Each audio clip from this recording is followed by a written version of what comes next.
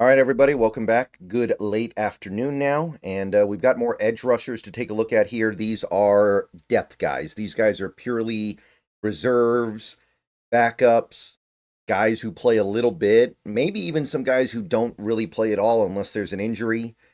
Just players that you need to fill out the roster. This would be like if we let Draymond Jones go and either we draft another edge and then we just need a fifth edge to fill out the roster, but it's not somebody that we're going to expect to play very much, especially once the rookie gets acclimated.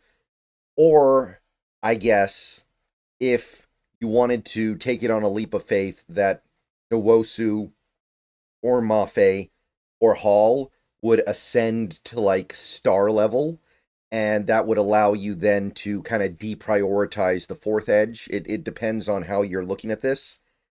But either way, these guys are going to be cheaper. These guys are going to typically run you about 5 million or less a year, and they might be all right, but they're not going to be a big part of your plans. So it's an option. It is something the Seahawks can and should consider.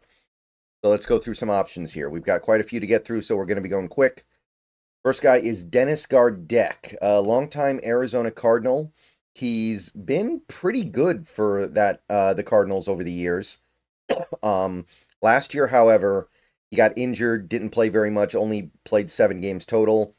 Didn't have the big contract year he was probably hoping for, but he does have a couple of good years in recent memory to fall back on. He had 6 sacks 2 years ago, and he had 7 sacks back in 2020, despite not starting any games. So he does have some stuff to fall back on, but he got an injury at the worst possible time, and now I think he's going to be cheap. And given the fact that he's going to turn 31 in August, I don't think anybody's going to go crazy here. PFF did like what he did last year for the 200 snaps he was on the field, 72 grade, and 67 the year before when he played about 500. So he is a pretty good player. Now, Spotrac is estimating 2 years, 10.4 million. I think that's probably a little ambitious at this point, given the fact that he only played 7 games last year and didn't do that much. I kind of feel like it is going to be a 1-year deal, and I think it's going to be less than 5 million, but pretty close. He has enough good years in the NFL to get something. I think it'll be like 4.5 million a year for probably just the 1 year.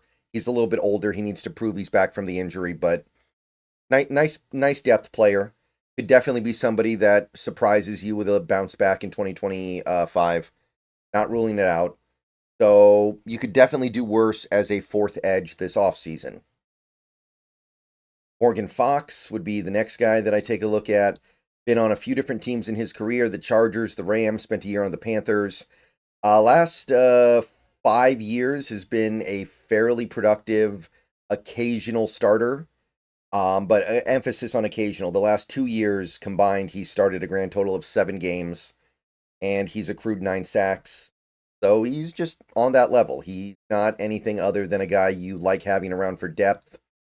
PFF, not a big fan of his 2024, 53 grade, well below average for edge rushers, 577 snaps, so it's a good sample size. And the year before that, a little bit better, but still about average, 58, 437 snaps. So he's a guy. He's all right. 4.8 million for 1 year. Probably, I suspect I can do a little bit better with that kind of money. He is going to turn 31 right about the time the season starts, by the way, so age is starting to become a concern. Josh Uche, rather. Josh Uche, kind of an example of the mighty falling here. This guy had a breakout third season in the NFL in 2022, 11 and a half sacks, looked like he was on his way to getting paid, but New England didn't do it. He played out, I believe it was the 4th year of his rookie deal, and he kind of flatlined, didn't really do anything. Came back to New England for 1 year and got sent to Kansas City midway through the year, and he didn't do anything there either. Now he's just trying to hang on in the NFL. And personally, for my taste, this guy's probably a little too small. But if your defense happens to see utility in a smaller edge rusher, I mean, he is going to turn 27 right about the time the season starts, so there is reason to believe he's coming into his best football, but he has fizzled after the breakout 2022. PFF did not like his 2024 at all, by the way, not even a 55 grade. And by the way, it's only 250 snaps. He's not even playing that much. 331 snaps, but the previous year, 57 grade. And the thing is, he's mostly been fairly healthy. He's playing in these games. He's just not getting burned. So anyway, Spotrax says 1 year, 4.6 million. I think that's probably about right. This guy has some pedigree and he has some reputation, but would not shock me if he ends up kind of slipping through the cracks and getting like 3 million. All right, familiar face time. I'm sure you guys remember this guy, Darrell Taylor. Got to talk about Darrell Taylor for a minute or two here. I don't think there's going to be anybody out there that is jazzed to bring back Darrell Taylor, but he is going to be a free agent this offseason. He is about to turn 28, so there is going to be some gas behind his free agency this year. He did play okay for the Bears last year, but he didn't play a ton. He had 3 sacks. He played 16 games, no starts. I mean, I think we know what's up with Darrell Taylor. We remember what he was doing for the Seahawks the previous 3 seasons. He can do a little bit of pass rushing, but it's really not worth the other issues that he has in his game. PFF did think he played passably well in 2024 on 370 snaps. 60 grade, I mean, it's passable. The year before that, when he was with the Seahawks, 2023, 500 plus snaps, and he was graded very poorly. Can't defend against the run. So, again, I can't imagine Mike McDonald, of all people, wanting a player like a Darrell Taylor, who is a pure pass rusher, and he's not even that great at that. 2 years, 8.8 million, 4.4 million a year. I mean, I guess. I mean, pass rush is valuable, but it's so hard to play him in any other context. Matt Judon, somehow, some way, he snuck up to the point where he's going to be 33 when the season starts. He's been around a while. He's been a really good player in this league. 4-time Pro Bowler for the Ravens and Patriots. But 2023, he missed almost the whole season. 2024, he came back, was a big part of Atlanta's plans to make a push in 2024, and he was a disappointment. Played in every game, started 15 of them, 5.5 sacks. Not even close to what he used to be. Used to be a guy who was giving you almost a sack a game. Used to be one of the better edge rushers out there. Last year, he was just another guy, and age indicates he's only going to settle into that status even further. And PFF hated him, by the way. They thought he was even worse than the raw numbers. 43 grade, 650 snaps. Hard to get worse than that. Now, the year before, he was good, but it was not even 200 snaps, so I don't know if we can take much from that. Maybe he just needed a year to recover from the injury, but I at his age, it's not going to be easy to do that. 2 years, 8.5 million, 8.5 million, 4.2 million a year. That's probably about right. There's a little bit of a reputation cost here because he has been a really good player in the past, but I don't know if he's going to get multi-year money. I think it's going to be more like 1 year, 4.5 million or something. And I don't like his odds of being able to bounce back. Bolo Runso Fatokasi. Now, that would be a fun name. I'm sorry. This guy, I'm sorry, guys. This one is in the wrong video. I don't know how this guy got here. This is a defensive tackle. I must have mixed up my list somehow, so we're just going to go ahead and skip past him.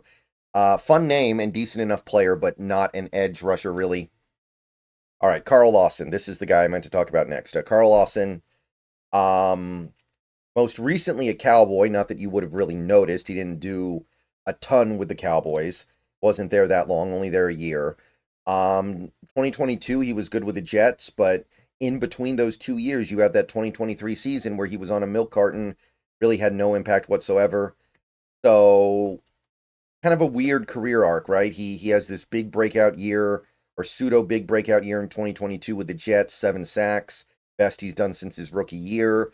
And then he basically misses all of 2023. 2024, he does okay, but 15 games, 15 tackles, that's a little bit of a statistical oddity. You usually don't see things like that. So PFF thought he was okay last year, but still below average on his grading on 400 snaps. Year before that, he basically didn't play. He only played a handful of snaps. So if you go back to 2022, the grade's pretty good, 66.8 on 660 snaps. So it's not a bad player, but age is starting to become a concern. He's about to turn 30. He probably has some good years left in him, but it's not like the ceiling's that high, right? He was never a Pro Bowl caliber player, except maybe his rookie year, 8.5 sacks was pretty good. But that's so long ago now, it doesn't even really matter. And Botrack says 2 years, 7.5 million, 3.8 million a year. I guess. I mean, the second year's kind of nice. You can shove some of that money back, and he's not super old, but yeah, you're getting a guy that should be like your fourth edge at best. Final guy, Kaylavon Chason. Remember scouting this guy in the 2020 draft, went in the first round to Jacksonville. So player with good pedigree. Took a long time for him to find any degree of NFL success. He played out his rookie deal in Jacksonville and accrued a grand total of 5 sacks across 4 seasons. So big disappointment in Jacksonville. Found his way to the Raiders last year and played better. Had 5 sacks in 1 year. So he basically outdid his performance from the first 4 years combined in 1 season. So Chason, maybe there's a little bit going on here. He is about to hit 26 this offseason. But how much are you really going to throw at it? 63 PFF grade last year, 500 snaps. So he's a decent depth piece. But this is also a recent occurrence. It might be a contract year push. Year before that, he didn't play that much, and when he did play, it didn't look like it was very good. So he's going to be somewhere around the... Spotrack didn't have a page for him when I looked, but I think it's going to be somewhere around like 3.5 million for 1 year. Can't go too wrong with that. Nothing wrong with spending that kind of money on a Chason. You do have first-round pedigree with him, but you also have a lot of evidence that he's nowhere close to honoring that with his play. Even at his best, probably just a guy. But, you know, for $3.5 million, an edge rusher that is going to give you decent play is probably about right, so why not?